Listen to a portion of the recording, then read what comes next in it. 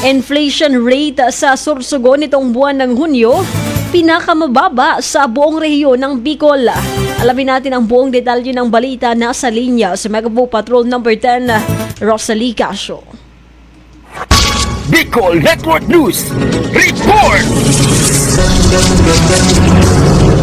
Nakapagtala ng pinakamababang inflation rate ang Sorsogon sa buong Bicol Region nitong buwan ng Hunyo. Ito'y base sa Philippine Statistics Authority o PSA Bicol. Ayon kay Ray F. Merhilia, Supervising Statistical Specialist OIC SOCD ng PSA, umabot sa 2.2% ang naitala sa lalawigan ang pinakamababang antas ng inflation sa 6 na lalawigan ng rehiyon nitong buwan ng Hunyo. Samantala, sa 6 na probinsya, 5 umano ang tumaas ang antas ng inflation kasama ang Masbate na may 5.4, Catanduanes 5.0, Camarines Norte 4.5 at Albay na may 4.1.